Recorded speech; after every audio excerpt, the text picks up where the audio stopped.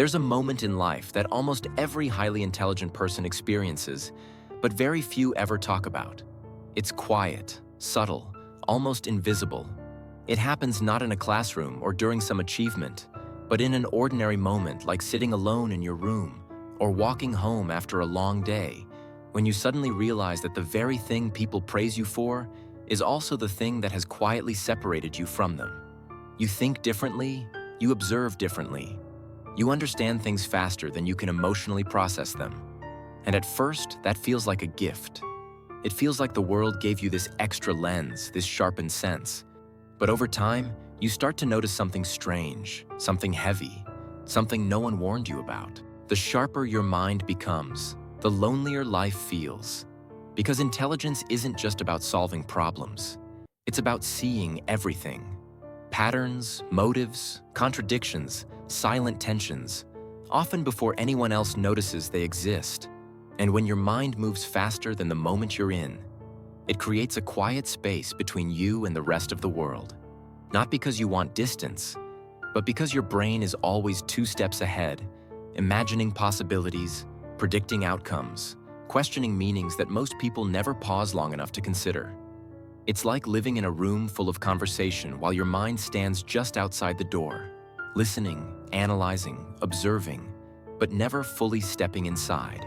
If you're someone who's always been told you're bright, gifted, insightful, or mature for your age, you might know exactly what this feels like. And maybe you've never had words for it because society celebrates intelligence so loudly that it almost feels wrong to admit there's a cost attached to it. But there is a quiet cost, a hidden one. And it shows up in ways you can feel deeply even if you never name it. Maybe it shows up as the pressure to always understand everything immediately, or the expectation that you should always make the right decision simply because you know better, or that silent frustration you feel when you explain something a little too quickly and people look at you as if you're speaking another language. Or perhaps it's that strange mix of empathy and distance you feel when you understand someone's emotions clearly, but cannot express your own with the same ease. You start to wonder if intelligence is supposed to help you. Why does it sometimes feel like it complicates everything? Growing up, people might have praised you for having the right answers, but no one taught you what to do when the answers start turning into questions. No one teaches you what it feels like when your intelligence begins separating you from the world around you. Because while people appreciate the outcomes of high intelligence, the ideas, the creativity, the clarity, they often misunderstand the inner experience of it. The truth is, highly intelligent people often carry invisible burdens like the burden of thinking too much. Not because you want to, but because your mind doesn't know how to stop. The world enters you at full volume. Every small detail, every subtle shift in tone, every hidden implication, your brain collects them instinctively, like a net catching leaves in a river. And before you know it, you're processing things most people walk right past. You notice when someone hesitates before speaking. You sense when someone is uncomfortable, even if they smile. You pick up patterns in people's behavior without trying. And sometimes you wish you didn't, because once you see something, you can't unsee it. Once you understand, you can't go back to innocence. Intelligence doesn't just sharpen your mind, it sharpens your awareness, even in moments where softness would have been easier. And then there's the burden of being misunderstood. You explain something and people say you're overthinking. You share a thought and people say it's too complicated. You try to simplify and it still sounds like you're speaking from a place they can't quite reach. After a while, you begin to shrink parts of yourself just to blend in. Not because you want to dim your mind, but because having to constantly slow down your thoughts to match the world around you becomes exhausting. You end up learning how to translate yourself, and that translation becomes a skill you never intended to master. But here's something many never realize. The higher your intelligence, the more likely you are to experience something called cognitive isolation. It's not emotional isolation, not social isolation. It's the feeling of living from the inside out, watching the world move at a rhythm that doesn't match your inner one. It's the quiet sense that your mind is always elsewhere, thinking in spirals instead of lines, questioning even the things most people consider simple, feeling deeply even when you stay silent. It's the sense of always being slightly out of phase with the world around you. Most highly intelligent people don't struggle with understanding. They struggle with belonging.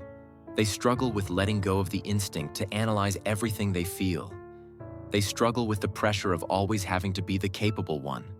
They struggle with the fear that if they show confusion or uncertainty, they'll disappoint the expectations others have built around them. And they struggle with the silent truth that intelligence doesn't make life easier. It simply makes life clearer. And clarity is often the thing that hurts the most. Because once you see the world with too much clarity, its contradictions, its flaws, its inconsistencies, it becomes harder to live on the surface. You're always sinking deeper, thinking deeper, feeling deeper. You become the person people come to for advice, but rarely the person people truly understand. And sometimes the smartest thing about you becomes the thing that keeps you awake at night. But here's something else. Intelligence also comes with emotional challenges that people rarely talk about, like the difficulty of turning your mind off. The way your thoughts can spiral not because something is wrong, but because your mind is always looking for meaning. Or the way you often replay conversations in your head, analyzing what you said, what they meant, what could have been understood differently. Sometimes you're not anxious at all. You're just thinking at a depth others confuse with worry. There's also the hidden pressure of potential. When people tell you you're capable, talented, gifted, those words don't just land softly, they become expectations. Doors you're supposed to walk through, standards you're supposed to maintain. And when you fall short, even slightly, you feel the weight of that gap more intensely than anyone else. Because highly intelligent people don't fear failure the way others do. They fear not living up to who they believe they could become. And this leads to a kind of self-imposed perfection, a quiet internal standard that makes even small mistakes feel amplified. When you understand things quickly, people assume you'll understand everything quickly. When you're good at something, people assume you'll be good at everything. And suddenly, intelligence becomes less of a trait and more of an obligation. But among all these hidden costs, perhaps the most painful one is the way intelligence shapes your emotional world. Not by making you cold or detached, quite the opposite. Many highly intelligent people feel emotions intensely. They just express them differently. They intellectualize things that hurt. They rationalize things that scare them. They analyze feelings that would have been easier to simply feel. And it's not because they lack emotion. It's because they feel too much to show it easily. Intelligence gives you the ability to understand your emotions, but not always the ability to sit comfortably inside them. You know why you feel something long before you know how to cope with it. You can explain your sadness before you can soften it. You can describe your loneliness before you can soothe it. And so you live inside a mind that feels everything clearly, yet processes it all alone. It creates a strange paradox. The smarter you are, the harder it becomes to ask for help. Because you've been the problem solver your whole life, the responsible one, the one who figures things out.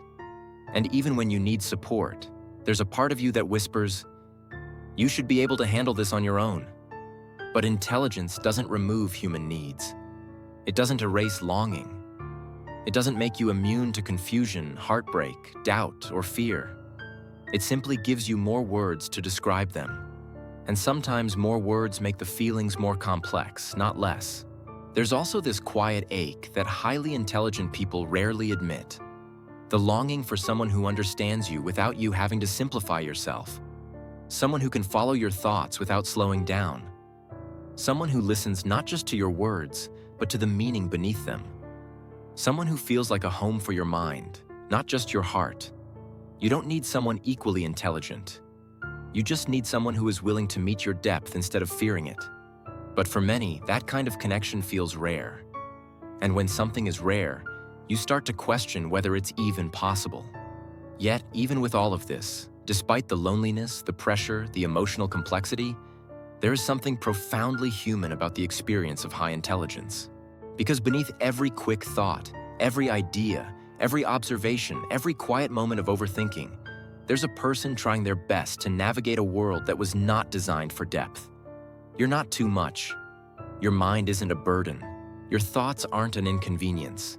They are simply a reflection of a brain that feels alive in a way that can sometimes overwhelm you. A brain that sees the world with sharpness and softness at the same time. A brain that has spent years trying to balance understanding with belonging. And even if no one has ever said this directly, the truth is there is nothing wrong with you. What you're experiencing is the reality of a complex mind living in a simple world. And there is more to this story, much more. Because the hidden cost of high intelligence doesn't just come from how others see you. It also comes from how you see yourself. There comes a point in every highly intelligent person's life when they realize their greatest misunderstanding did not come from the world around them, but from within themselves. Because for years, you may have assumed that intelligence should make everything clearer, simpler, easier. But the truth is that the more you understand, the more aware you become of how much there is still left to understand. Intelligence doesn't shrink the world, it expands it. And sometimes that expansion feels like standing in front of a vast landscape, unable to decide where to step next. You begin to see possibilities everywhere. Every path has 10 more branching from it. Every decision opens a dozen new questions. Every new idea leads to deeper layers you didn't expect to uncover. And while this curiosity is part of what makes your mind extraordinary, it can also become a quiet source of overwhelm. You start to feel not the pressure of choosing wrong, but the pressure of choosing it all. Because when you can imagine so many potential futures, the present suddenly feels too narrow to contain all of them. This creates a strange form of paralysis that many highly intelligent people experience. Not because they lack ambition, but because they have too many. Not because they lack clarity, but because they see too many angles. You don't struggle with direction because you're lost. You struggle because you understand too well. You see the cost of every choice. You feel the weight of every possibility. And sometimes you end up standing still simply because your mind is overcrowded with options. And then there's the quiet burden of being the one who gets it. Throughout your life, you may have been the person who figured things out faster than your peers. Teachers praised you for it. Friends relied on you. Family expected it. And over time, that pattern becomes internalized. You start believing that your worth is tied to your answers, not your questions. To your strength, not your uncertainty. To your clarity, not your confusion. So when you eventually face moments where you don't know what to do, moments every human being has, your mind turns inward, not with compassion, but with criticism. You think, I should be able to figure this out. Even when the problem you're facing isn't intellectual at all, but emotional.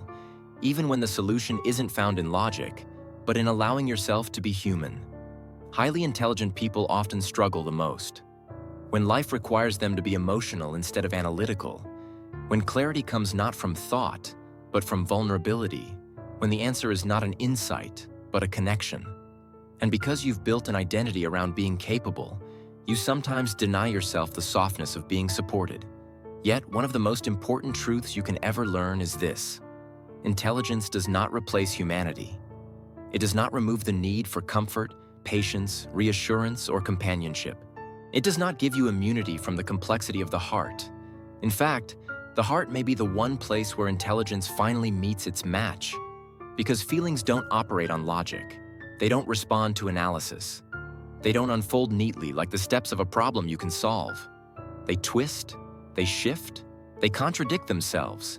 And for someone with a deeply analytical mind, that unpredictability can be uncomfortable. Not because you don't feel emotions, but because you feel them intensely and try to understand them too quickly. Sometimes the most intelligent people struggle with relationships not because they don't care, but because they care so deeply that they overthink every detail. They question their own value. They replay moments in their mind looking for the meaning behind every word, every pause, every expression. They analyze what they feel instead of trusting it. And this can create a distance not because they lack emotion, but because they're afraid of overwhelming others with the intensity of what they feel. There's also the silent challenge of connecting with others when your mind naturally gravitates toward depth. You want conversations that explore ideas, emotions, memories, meaning. You want dialogues that feel alive, layered, purposeful. But the world often operates on the surface.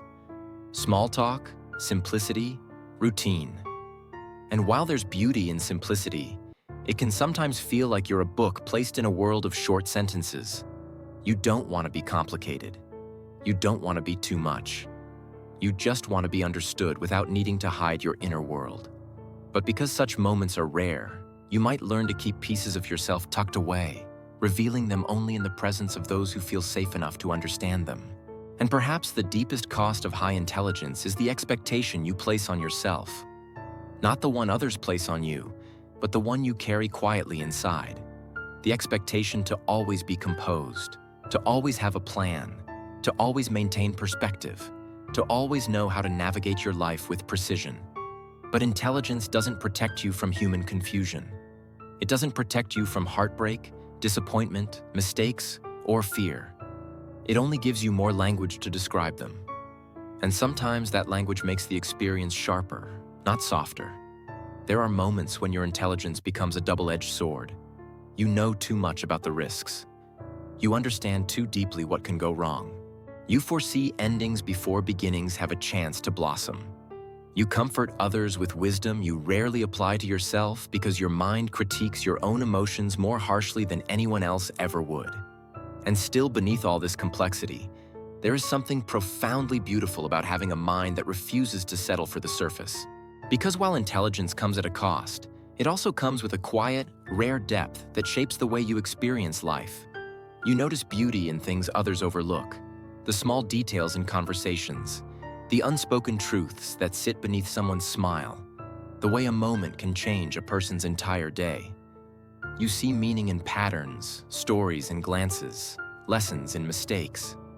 You feel the world not as a series of events, but as a landscape of connections. You carry empathy not in waves, but in entire oceans. And this depth, while sometimes overwhelming, also gives you access to a kind of insight that can change not only your life, but the lives of those around you. Highly intelligent people often become the quiet observers, the deep thinkers, the ones who feel the world intensely and transform that feeling into understanding. And yet many of them carry a silent fear. The fear that their mind sets them apart too much. The fear that they are destined to walk through life slightly alone. The fear that depth is a distance instead of a bridge. But this fear is rarely accurate. The world needs people who think like you. People who question, who imagine, who understand the complexities others overlook. The world needs minds that carry both sensitivity and clarity, both logic and emotion, both awareness and compassion. The real challenge is not to become less intelligent. It is to become more gentle with yourself, to allow your intelligence to be a tool for understanding, not a weapon for self-criticism. To let your depth be a doorway to connection, not a reason to withdraw. Because here's the truth. Intelligence is not meant to isolate. It's meant to illuminate.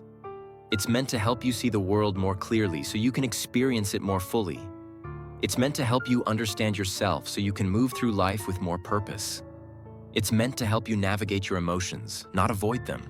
But there is one more hidden cost that rarely gets spoken about. The cost of being highly aware in a world that often prefers simplicity.